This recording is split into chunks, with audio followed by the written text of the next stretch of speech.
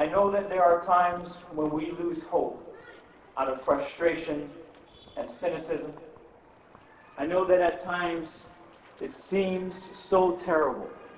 It is easy to give in to despair. I have been there.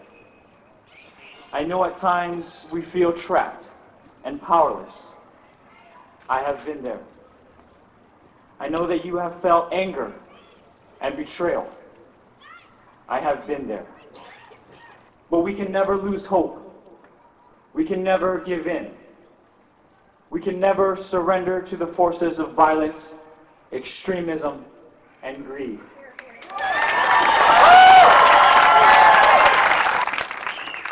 We must commit to peace as a first resort, because violence only begets violence.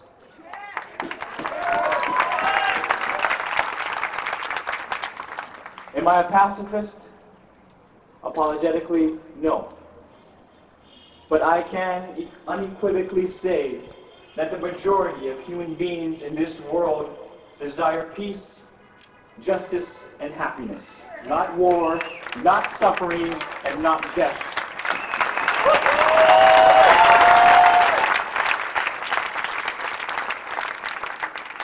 We must not quit. If we leave the problems of our country to others, inevitably those problems will end up on our doorstep, no matter where we are, no matter how far we run. We talk a lot about unalienable God-given rights, but I believe the only inherent human right we are given that no one can ever take away is the right to choose. Only each individual person can take away that right from themselves. When we do, we have created an invisible and inescapable prison of our own creation. I sat in this prison and it tore me apart. I sat in there until I came to the realization that I am free. I am free because I can choose. Be there no mistake. The right to choose may come with harsh consequences. Often the hard choices do. But we must never forget, though they may imprison, torture, or take our lives, they can never take away our freedom to choose what is right and what is just. We stand on the precipice of perilous times for our country and the world. It may very well be the likes of which we have never seen before. I saw what was possible if I remained silent, if I remained immobile. To be silent is to consent, enable, and condone, none of which I could morally do. I was afraid. I was afraid of what they would do to me. But I was even more afraid of what would happen if I did nothing. Where were the good Americans? They will say. And I will answer, they were here fighting for their country. They were here fighting for us all.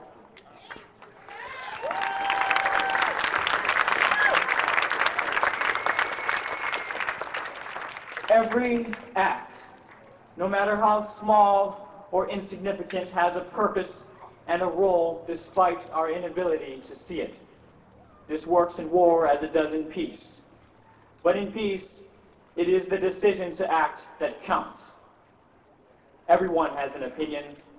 It is the willingness to act on that belief that makes it a principle and worthwhile.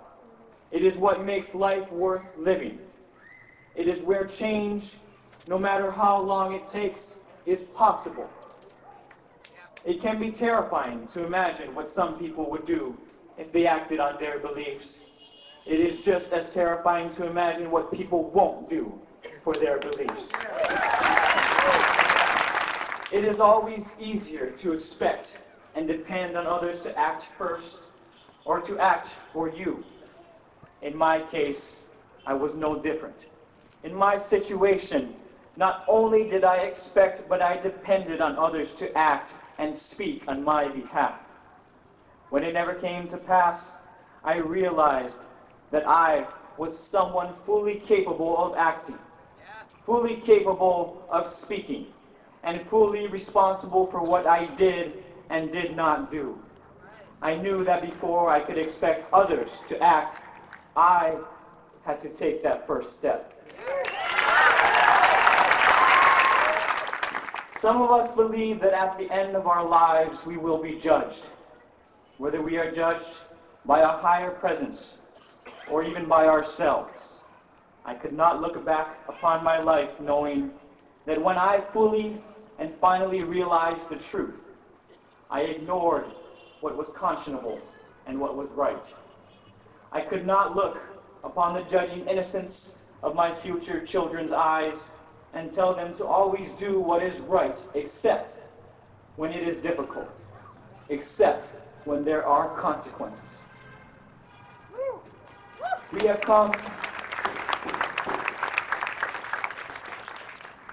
come a long way as a species, as human beings.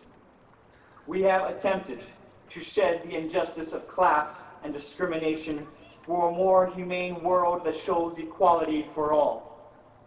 But we have often fallen short. We are a people that still struggle with racism and bigotry. We are a world where many of our brothers and sisters live in poverty and despair, while few profit immensely and the rest ignore this plight.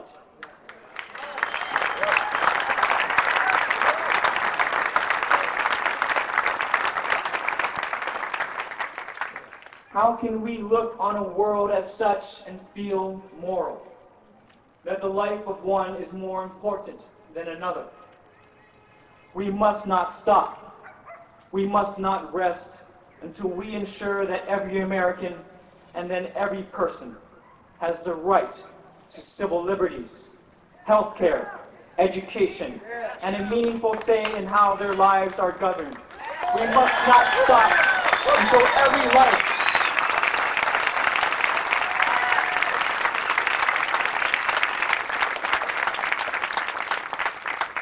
We must not stop until every life is valued equally.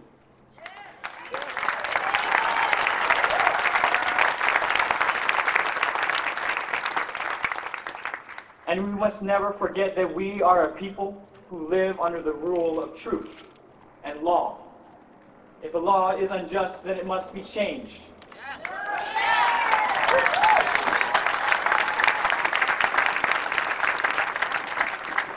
If the truth is unclear, it must be brought to light.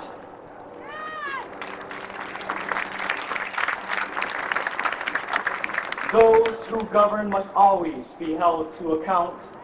No person, just as no country can hold itself above the law. Finally, it is easy to give in, to relent, to believe this is the way things will always be. Man oppressing man, suffering, hatred, an endless cycle of destruction. But it doesn't have to be. This is no more assured than fate dictating our lives. As Martin Luther King Jr. once taught us, and I quote, "Human progress is neither automatic nor inevitable. Every step toward the goal of justice requires sacrifice, suffering, and struggle. The tireless exertions and passionate concern of dedicated individuals." End quote. Yeah.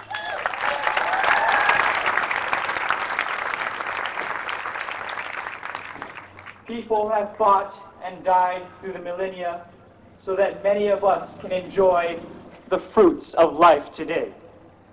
There will always be evil, but we must never give up hope. We will fight with every last dying breath.